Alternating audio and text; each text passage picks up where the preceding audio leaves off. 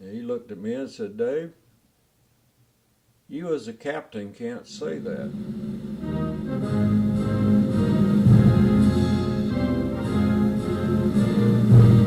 Does fate play a part in it? What blanked that out of his mind at the time, you know? And I imagine that survivors pondered the tragedy and the wherefores.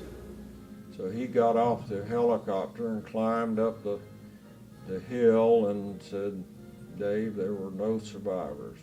But we can be comforted in the knowledge that their ideals, their professionalism, and their devotion are so powerfully eternal that they endure in the brave men and women in uniform today. I didn't like that part of trying to throw it on the pilots themselves, you know.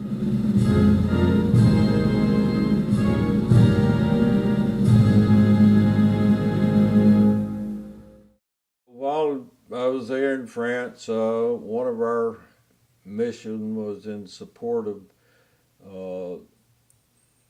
the Mercury astronauts. Each time a manned spacecraft blasted off, we would deploy airplanes to several different places in Africa because the trajectory was over Africa. In case the capsule come down in Africa, then we would take people in to rescue the astronauts.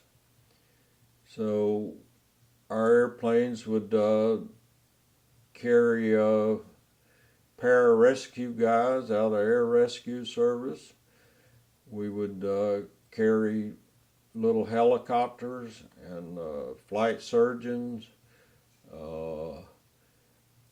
Then, of course, you also had airplanes that supported the 130s that were out on these missions that carried spare parts and mechanics and this sort of thing. I went on several of those missions. One of them was in support of Scott Carpenter's, I think that's who it was, Mercury flight. We were directed to go to, my particular airplane had a helicopter on it, had a flight surgeon out of Bitburg Air Base in Germany, had pararescue guys, and we went down to Wheelus in Libya and went into crew rest in the daytime. Back then, the navigation is not as elaborate as it is today. It was very, very crude, you know. Over Africa, there weren't many navigational aids, so the navigators wanted to fly at night so they could use the stars to navigate by. So we crew rested during the daytime and then flew all night. And we were to go to Nairobi, Kenya, and wait there until the Mercury flight, you know, was over with and on alert. So I went over and checked weather, and the weather was forecast to be below minimums that next morning at Nairobi. So I filed for Entebbe in Uganda, which was short of Nairobi, and then used Nairobi as a weather alternate in case the weather got better. I would change destinations and go on into Nairobi. Well, as it ended up, we got down to Entebbe in the morning, and Nairobi was still below minimum, so we landed at Entebbe. refueled the airplane, went in to check the weather, and we're waiting around there about an hour or so. The weather was coming up at over at Nairobi. The airfield at Nairobi is 5,000 feet elevation. So I had never been to that part of the world before. Of course, we had maps and stuff. So anyway, the weather was coming up, and we had plenty of fuel in case the weather didn't come up. We could come back or go somewhere else. So filed a flight plan, went down to the airplane, and this other airplane lands, and he's our mission commander on that airplane. He also is going to Nairobi.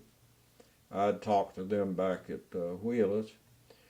So I went over to the airplane and said, the weather's coming up, and I'm going on to Nairobi. And Major Sable said, well, I'm going to take Jack, Captain Stewart, who was on the major promotion list, but hadn't put on his leaves yet.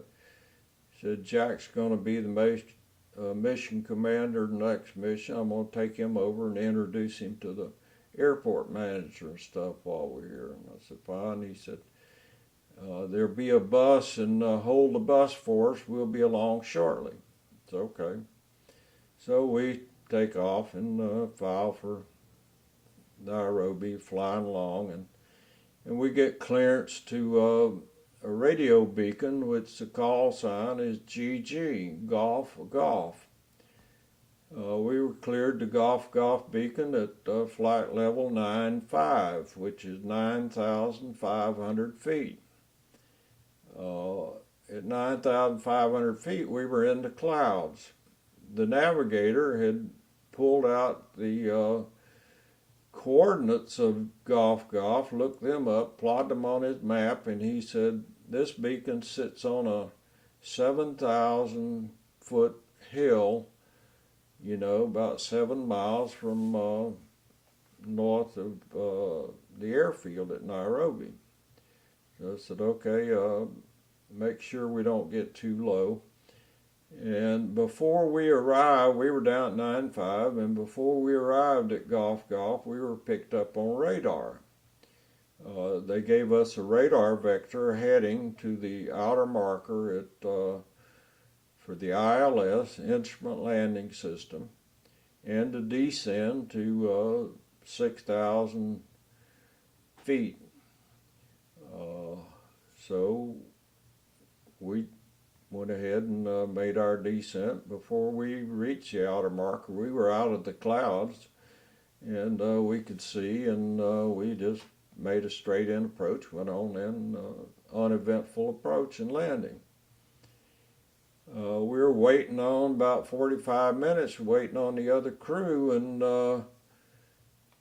hadn't heard from them. Somebody went up to the tower and checked with the tower, and they said, well, he reported over Golf, Golf a while ago, and we haven't heard from him since. We can't get him on the radio. So it had been probably 20, 30 minutes, and they hadn't heard anymore. So I go down and tell them to unload the helicopter, get it ready to fly, and for them to rig our airplane for airdrop, and get the pararescue guys to get their equipment and ready to go, because we may have an airplane down somewhere. I made a list of all the people on the airplane and gave it to someone to take into operations, called the tower and told them that we were going to take off. I had pararescue guys in case, we were needed. At that time, the British still owned Kenya, and the RAF had some airplanes flying local that day. One of the RAF airplanes saw smoke on the hill and went over to investigate, saw it was wreckage. And he called back, and the tower says the RAF reports wreckage on the hill, but the terrain is not suitable for airdrop. So we taxied back in and shut down the engines and told the helicopter pilot to take the flight surgeon to see if he could get to the airplane. Well, later, the flight surgeon told me that the nearest he could get was about 100 feet below the wreckage. So he got off the helicopter and climbed up the hill and said, "Dave, there were no survivors." I think there were about 12, 13 people on the airplane. Most of them were maintenance people. That airplane was going to be in the mission commander for all the C-130s out on this mission. Plus he had the maintenance people for C-130s in case one of our airplanes needed a part or something. They would take it to them. So anyway, we go on to the hotel. Well, I knew them as pilots. They were, well qualified. Both were instructor pilots. I'd known Jack Stewart back in Seward before we went to France. Sable I had met there in France, and he was an old hand, had been there for a while, and they were very well experienced. Colonel Bullock from the 41st Squadron came down the next day to investigate the thing. He asked me to sit down and write down, my feelings or what happened, and I hit pretty heavy on my stuff about crew rest. I felt played a big part in it, that we didn't have sufficient quarters at Wheelers. They expected us to crew rest during the daytime and to fly at night, all night. My particular airplane, we had what they called an augmented crew. I had a third pilot and also a second navigator so that we could trade off and get some rest in flight. On the other airplane, they wanted the stick time, of actually flying, so they didn't take any augmentees, crew members along with them, as far as pilots and navigators. So anyway, I wrote all this down and went up to Colonel Bullock's room, and he read it over, and my summation was that I thought that the planning of the mission did not allow us to have sufficient crew rest, and that probably played a big part in,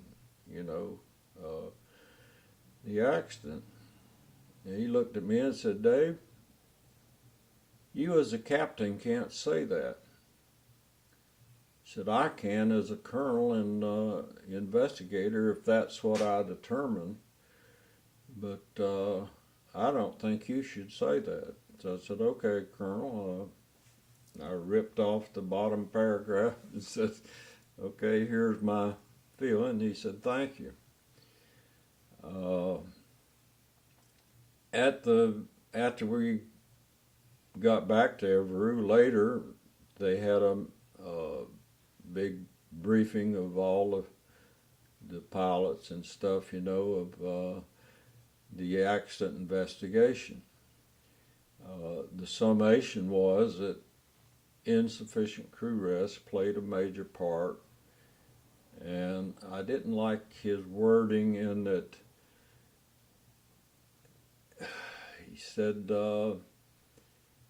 it showed criminal negligence in that you didn't make sure that your crew got proper crew rest. I didn't like that part of trying to throw it on the pilots themselves, you know. There were other things during that briefing.